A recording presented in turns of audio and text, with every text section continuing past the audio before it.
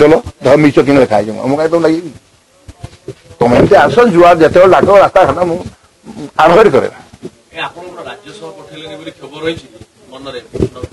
ନାଇଁ ନାଇଁ ରାଜସ୍ୱ ପଠେଇଲେ ଭଲ ହେଇଥାନ୍ତା ବୋଲି ମୁଁ କେମିତି କରିବି ସିଏ କହିଲେ ଯେ ଆମେ ରାଜସ୍ୱ ପଠେଇବୁ ଥରେ ମୁଁ ବାରମ୍ବାର ଆମ ଟିଭିରେ ଦେଇନାହାନ୍ତି କରିବୁ ମୁଁ ଅନେଇ ରହିଛି ରାଜସ୍ୱ ପଠେଇବେ ଆର ବର୍ଷ ପଠେଇବେ ଦେଖିବା କଣ ହଉଛି ଆରେ ତା ଆର ବର୍ଷ ପଠେଇବେ ଆରେ ମତେ କାହିଁ ପଠେଇବେ ଯେଉଁମାନଙ୍କୁ ପଠେଇଲେ ଆପଣମାନେ ସେମାନଙ୍କୁ ମୁଁ କହିବି ନାହିଁ ଭଲ ଲୋକ ଆସିକି ପଠେଇଛନ୍ତି ସବୁ ଆମେ ସବୁ ଅଲଗା ଲୋକ ରହିବୁନି ଦଳ ତିଆରି କରୁଥିଲୁ ଯେଉଁମାନେ ଲଢେଇକରି ନାମ କରି ଲଢେଇକରି ତିଆରି କରୁଥିଲୁ ଆମେ ରହିବୁନି ନାଇଁ ସେ କଥା ମୁଁ କହିପାରିବି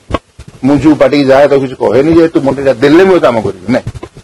କଣ ଆବଶ୍ୟକ କଣ କହିବା ଆବଶ୍ୟକ ବିଜେପିରେ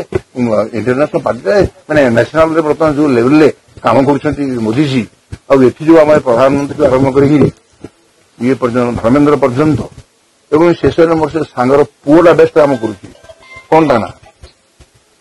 ଆରେ ତମେ କଣ ସାମାଜିକ ହଁ ସୂର୍ଯ୍ୟଚନ୍ଦ୍ର ନା ସୁଶୀଲ ବଢିଆ କାମ କରୁଛି ତେଣୁ କାମ କରୁଛନ୍ତି ଅନ୍ୟମାନେ ଇଏ ଗୋକୁଳ କରୁନି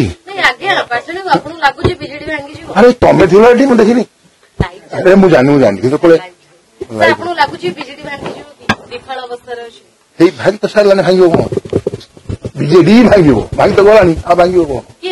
ସିଏ କହୁଛି ଦାୟିତ୍ୱ ପାଣ୍ଡିଆନ ଆଉ କିଏ ଦାୟୀ ପାଣ୍ଡିଆନ କଣ ଗୋଟେ ମୁଖ୍ୟମନ୍ତ୍ରୀ କଣ ପାଣ୍ଡିଆନ ପାଣ୍ଡି ନଉଛ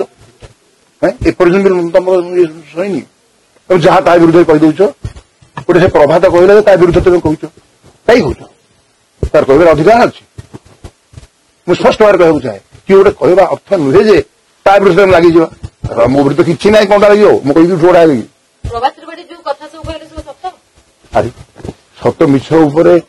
ଆଲୋଚନା ସରିଛି ସତଟା କଣ ମିଛଟା କଣ କହୁଥିଲି ଆଉ ତା ବିରୁଦ୍ଧରେ କହୁଛନ୍ତି ସେଇଟା କଣ ସତ